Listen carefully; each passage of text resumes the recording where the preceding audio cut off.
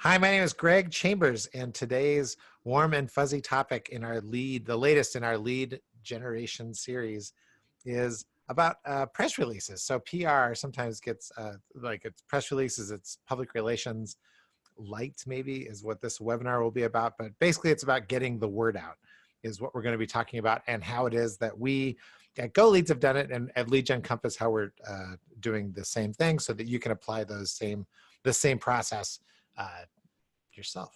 Make sure I'm going on here. So today, the big goal is we're going to talk about getting out in front of our audience, right? We'll talk about the increasing visibility in front of that target. We'll talk about building your own distribution tool, how to measure effectiveness. So I put my little note here was measures for the CFO. Anybody who's questioning whether or not this is working, a way that we can talk about that so we can say this is what the investment is and this is what we can see happening, the leading indicators. And then we'll talk about getting published, getting some actual press. So we'll wrap that up at that point. And if there's anything that you were hoping that we covered today, the chat box is always open. And there's also a Q&A section in your Zoom tool, somewhere in there. I'm not exactly sure where it's at. But if you have anything, pop it in there. Nui is monitoring it for me, and I will check it from time to time. But let's kind of talk about what media looks like today and where we fit in as we're going to do this. So we're going to kind of frame out this, what we're going to talk about inside this webinar. So right now, I wish I could remember who it was that gave me this, but the current media landscape we can break it into three parts pretty easily: earned, owned, and paid. And earned is what we're talking about here, right? This is when we think about public relations, we think about press releases, we think about getting people to mention us, getting people to share our information, getting people to review us, tell stories about us. But that's all. We say it's earned because it's nothing that we can force anybody to do. The stories need to be newsworthy enough for them to share, for anybody to share it with us, and especially to share it with our target audience. What's a lot easier for us is, especially new to us right now, is the owned, right? This is all the stuff that we're building currently. This is what the internet has given us. We are all publishing now, right? So on the internet, nobody knows you're a dog. The dogs can have websites, mobile sites, social media sites. We can get out there. And then if you're willing to invest, there are platforms that we can invest in. Pay-per-click advertising. We can do retargeting off of traffic that ends up on our website. We can purchase display ads. All those things should work together. So let's talk about where we're talking about right now. We're talking about this middle spot, getting them all to work together. This would be perfect, leveraging all three areas to increase the awareness in your target market. Because whenever I see a Venn diagram like this, I always think of the imbalance, right? If you are all earned and paid, that little section in between earned and paid, but you don't have any owned media, you've probably built on another platform, right? So this is like, I think of YouTube superstars, Facebook, Instagram, these people that are building on a platform. Amazon, anybody who's used Amazon as their seller channel. The only problem with that is that you don't own it, right? And that can be an issue because you don't have any control. Any changes they make could be changes that affect you. If you are in that owned and paid section, which is where a lot of us play, at least you're in control of those things. But the problem is that you're not very buzzy, right? Nobody's talking about you. You have no earned media. And if you're in the owned and earned, that enviable owned and earned stage, we can say that we'd like to do more paid advertising because we just want to extend our reach. So we'd like for all of those to work together. We don't want to be out of balance in any of them. And the reason is because we believe in this rule of 30, which if you have heard me say this before, if you want to get your message out, whatever your message is, the research shows it's 10 exposures to that message before it sinks in. And we know that everything's busy enough that you'll be lucky to get 1/3 of your exposures to go through and actually hit its mark. So that's why we say the rule of 30. We're always trying to increase that number of impressions. So as we talk about our press release webinar today, this is why this is what we're talking about, is helping with that rule of 30. So why is this important at all? Because we work with people. We've tried these ourselves where we use a lot of these press releases. Somebody says, oh, you know what we need to do is we should probably just put a press release together and then stick it out on the Newswire. And then that's how we'll get our earned media. The challenge is that this whole earned media piece is really opaque, right? It's really tricky. Nobody, I would challenge anybody who's a super cost-effective way to get a lot of earned media. It's not as easy as it looks. So we get a lot of these. I did a few press releases, Greg, and nothing happened comments. And at $200, $300 per press release, even if you buy groups of them, that can add up fast.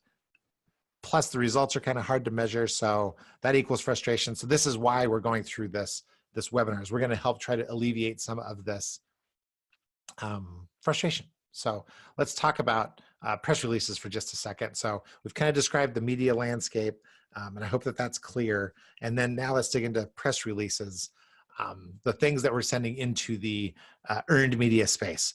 So one, the most common is an announcement, right? So we have a business, like in this case, I pulled these this morning, we're the Pasadena Tournament of Roses, and we've decided on our opening spectacular and the float participants and the parade lineup.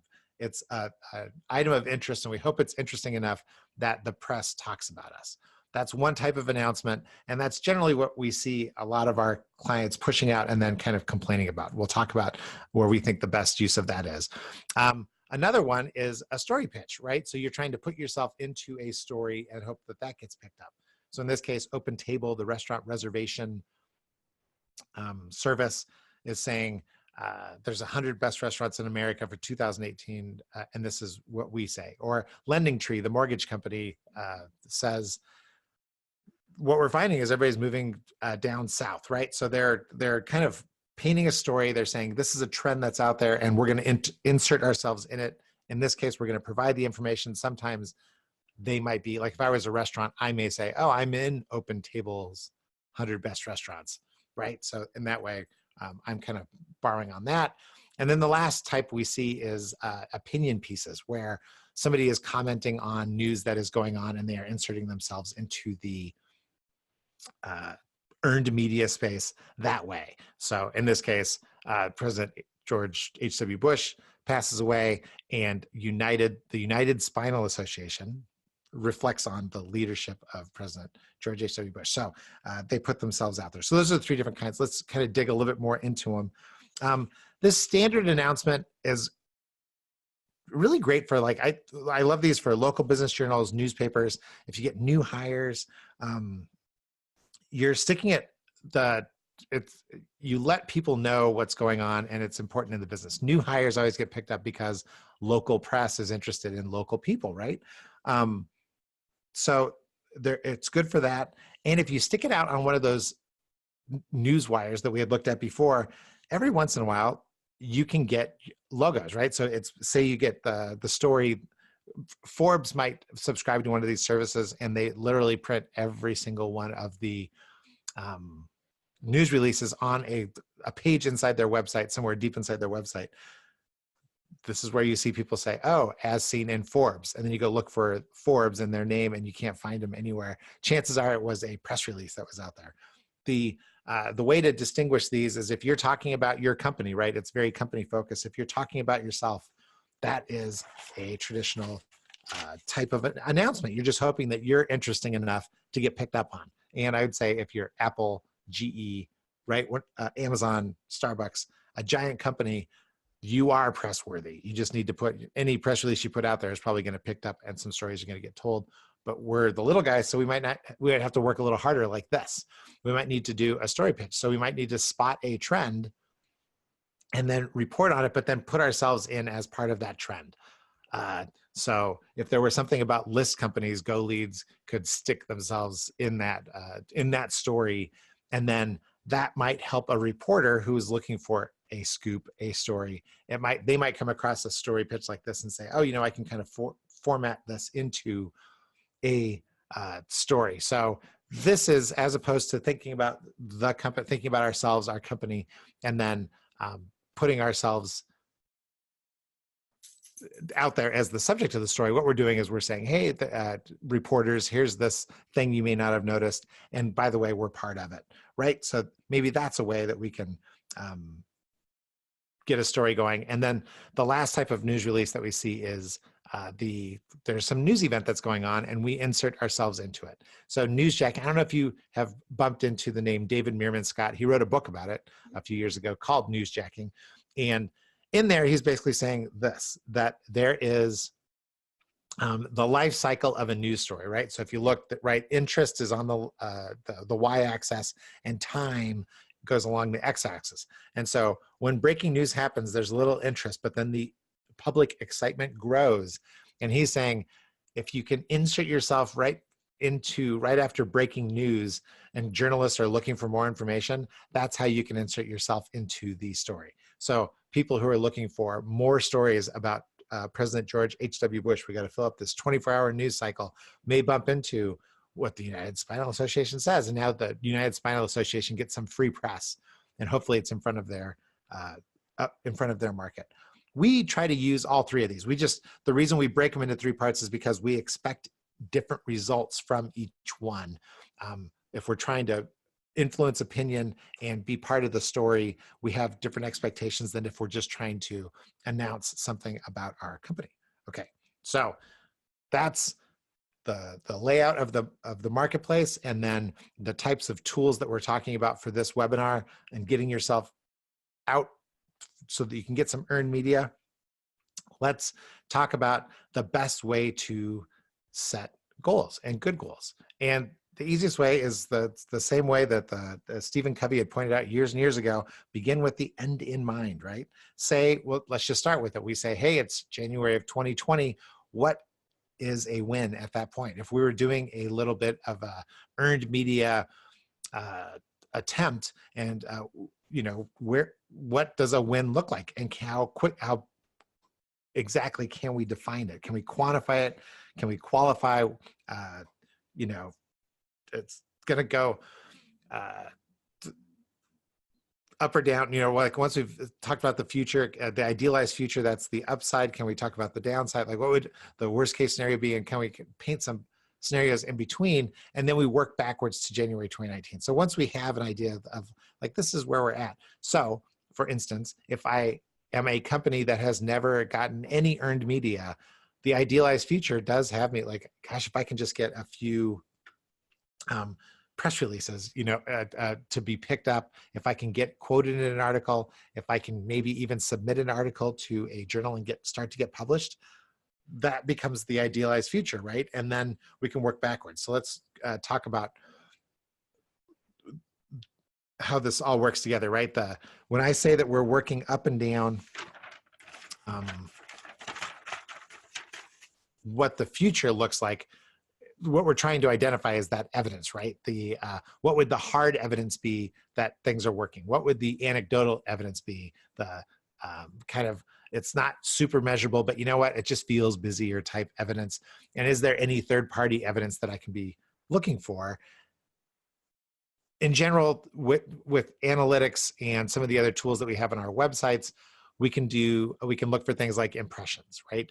Target audience impressions. If we can define the audience and we can kind of figure out where they're at online somewhere, we can see how many times that audience maybe got exposed to us. I'm thinking now of Facebook and maybe some of the tools that they have to help us show how many times our ad showed up there, or something that we're promoting, like a press release. How many times did that show up there?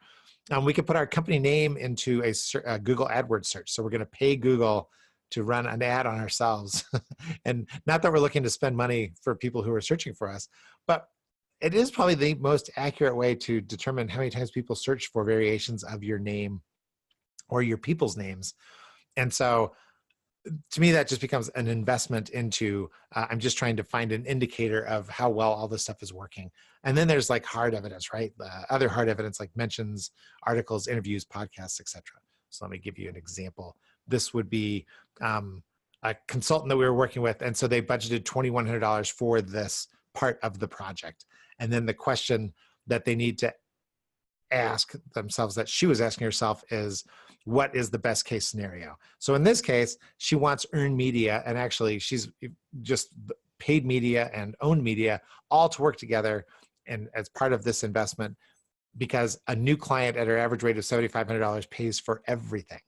Now, what could she live with? She could live with having some articles accepted, maybe being quoted in a few mentions. And then I say, well, how many articles are you talking about? Like, is it a dozen articles you need to be in? Is it just one? And we came up with 4. We came up with 6 mentions. So trying to get into 6 stories where she gets quoted as an expert. And then we could leverage all those things. This is really more me. I was looking at this. We can leverage everything for impressions and hopefully get some, at least an inquiry into what is the work that you do and how can we do this? And then the last piece, right? The bad, if we're saying that this is the good, the bad, and the ugly, or the ugly piece of it is for that investment, she would say that this is not working if there was 0 articles, 0 mentions, and there just wasn't any evidence that it was helping at all. But when it comes to, the reason I put this under good budgeting is because when it comes to talking to your CFO who says, hey, $2,100, what, you had high hopes, what's happening? Being able to describe it in these, well, we have 0 articles, we have 0 mentions, but we somehow magically right afterwards, we got 2 new clients.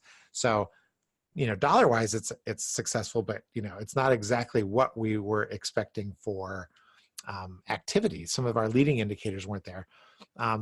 Right, it gives us a basis for a discussion because we were trying to predict the future, and then now our CFO is very interested in how close did your predictions come to being true.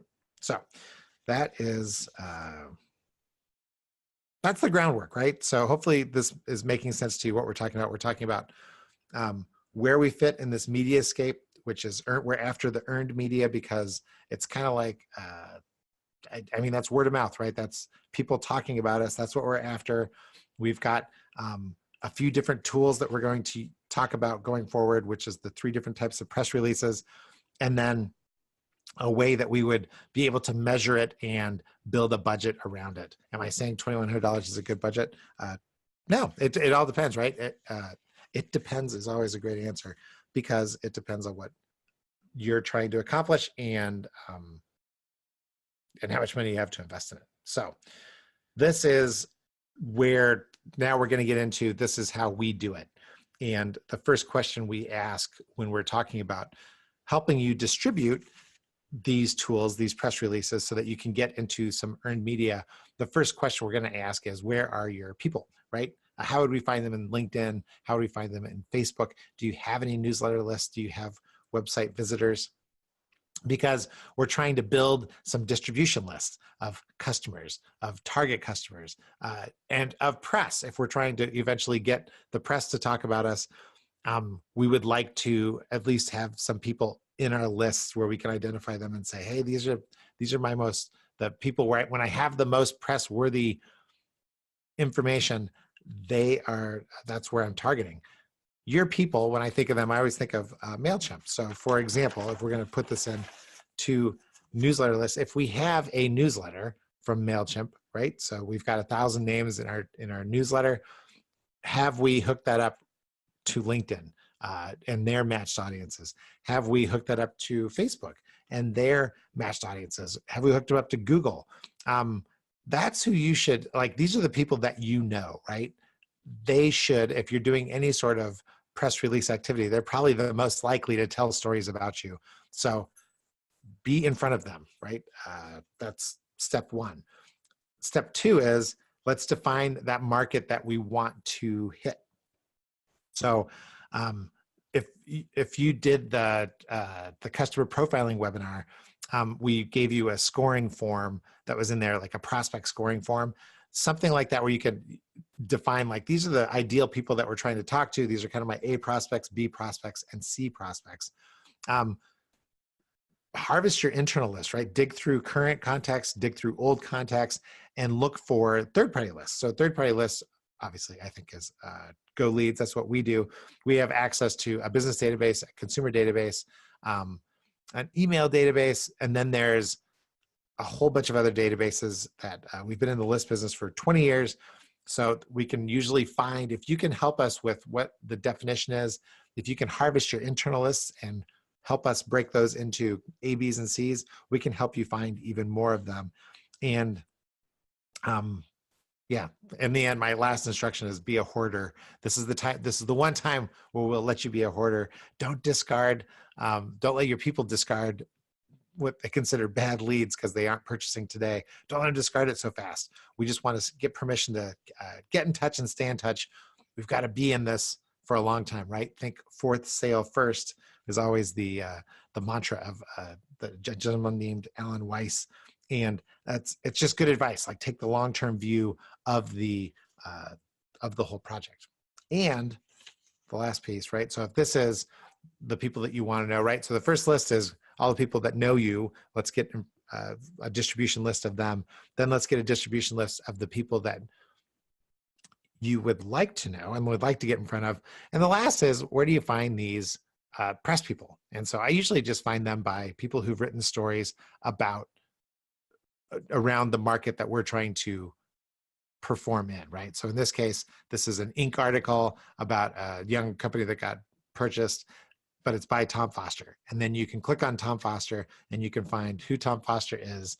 And then you can start trying to start a conversation with him to find what he deems as newsworthy, to give him information that you think is newsworthy. So I would not be sending Tom Foster items about, this is just what my company does, because in the end, he probably doesn't care that much. But I would send him stories or press releases about, these are some trends that are happening in the marketplace, or this is my opinion of a trend that is happening in a marketplace, and you should work with me. So this advice I grabbed off of this article, and it'll be in the recording deck that you get, but it's how to successfully pitch the New York Times, or, well, anyone else's way says.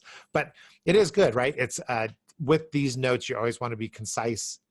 You want to explain, give them the why this is important, why anybody cares, and then you want to prove that you're the person who can actually help them do the work if they need help getting things done. Because it's one thing to get the story of 100 best restaurants. It's another thing to have, like, right, most reporters, right, they go looking for more information so that they can fill out these stories. They're not just going to reprint your press release because a robot could do that. They want to add their own touch, and that's why we read them. So when they go looking for color to add to their stories, this is where we can get press mentions. So the two services that we use here, one is Help a Reporter Out, HARO. It comes out 3 times a day, and the only thing I'll say is it's free. So there's a ton of work involved in it because you got to sort through everything, and there's a lot of outlets that are not necessarily, it's not Time Magazine or the Wall Street Journal that usually shows up in there, even though they show up in there every once in a while. So that's why I say it's a lot of work, because you're kind of like a TSA agent. You got to sort through a lot of stuff just so you can find the one dangerous thing that's in there. But PR Leads is a service for $100 a month, where I found the publications to be much better. So the Wall Street Journal reporters do show up in there more often. Barron's, Inc. magazine, a few of those show up in there. And when you're communicating with these people, the way that you do it is just like that article said. It's just quick. Like in this case, this ProfNet is what the PR Leads notes end up showing up as, or at least they did last year.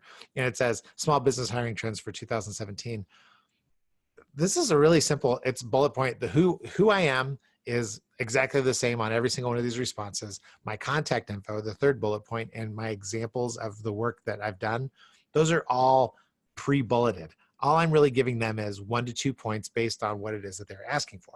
So in this case, I think I just gave 1 point about what small business clients are looking for when they're doing their hiring to get press releases. And I gotta tell you, it works, but it's not, you don't get 100% response, right? Nobody has a 100% hit rate, but it's, if you can get in the habit where it doesn't take much time to respond to these, you can check them every other day, every day, and then respond pretty quickly so you can climb on the trends. The process for getting your own articles, for getting like articles inside of journals, or maybe even an op-ed piece inside of the New York Times or anywhere else, is about the same, right? Going back to that, I forget where that article came from, Neiman Labs, but his advice is good, right? But it's the same thing. So when we were pitching stories to Accounting Today, we were just saying these things. Here's my idea. Here's what your readers are going to get, right? Because it's about your readers. Here's when it can be written and when you can go out. And then here's evidence that I've done this before. So if you say yes, I know how to do it so that I can write an article. And then I really can say, hey, I have articles that have appeared in accountingtoday.com, right? So let's kind of wrap up what I've rolled through in this webinar. This is a process, right? Not an event. So start with the end in mind. If you want to get more earned media, you have to define what it is that earned media is going to look like. Then take the time to segment your audiences, have a point of view for where you're going to be distributing your information, and focus on their end. I say the end consumer, but it's really their end consumer. If I'm trying to do something in the Denver market and I'm trying to do a press release on a book, this book that we wrote, for instance, and we were trying to push it out, I would try to define, I would say this is a good book for small businesses, and it's a good, like in Denver, there are, 85% of the market is under 10 employees. And so that's why it would be important to you Denver Post as a, for instance. And so putting myself in that trend and saying that this is why it's important because it's all focused on their consumer. But the big piece on all of this is even if you don't invest anything but your own time, or if you hire somebody to do this for you, the trick is don't keep yourself a secret and believe that it is a process. It's not an event. You're not going to just be able to turn it on randomly. So that's all I have. I don't know if there's questions at this point, but if there are, I'm checking the Zoom webinar chat and there's no questions. So let's talk about some of the things that we can offer to you. And then if you have questions, that'll give you time to type. The Human Beings Guide to Business Growth is a book full of ideas for how to get your company, especially if you're a company with under 250 employees, how to get everybody involved in generating some new business. The Perfect Growth Formula is a great book for getting sales and marketing on the same page. And you can see, hey, look, there's a little Venn diagram, the same as we used before. And if you're looking for outsourced help to get this done, Lead Gen Compass is our new program. It's going well, and heading into 2019, it's going to be officially official, no longer in beta or whatever mode it's in. And if you have questions, you can contact any of us at GoLeads.com, LeadGenCompass.com, the phone number 402-334-1824, or send us an email, info@GoLeads.com. And it looks like we're all set. The holiday season is upon us. I hope you can fit this in. And if you need help in 2019, we are here to help. Thank you for your time. This has been Greg Chambers, GoLeads.com, LeadGenCompass.com, and we'll talk to you later. Bye.